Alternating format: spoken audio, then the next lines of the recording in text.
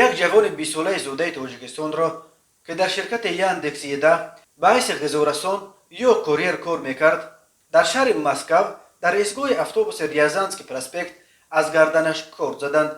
در این باره روز 14 دکامبر تلگرام کانال شد با نشر یک ویدیو از محل حادثه خبر داد.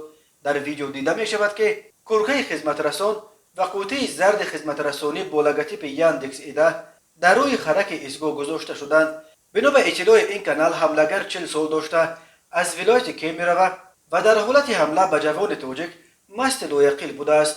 او را دستگیر کردند. حملگر فریاد کشیده است که انا همین گونه غذارسان ها ما را از جای کار محروم کردند. وی سپس به غذارسان یاندکس ایده حمله کرده با کارت به گردنش زده است.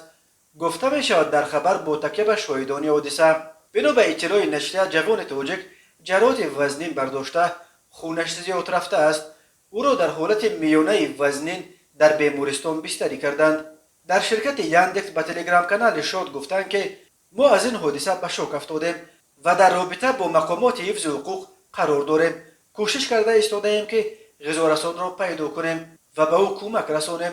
در شرکت یاندکس همچنین گفتند که غذارسان‌هایی که باعث شریک با خدمات یاندکس ایده همکاری میکنند هر کدامش به مبلغ تا 2 میلیون روبل سپرده کرده شدند و همچنین به آنها کمک حقوقی بی پول رسانده می شود.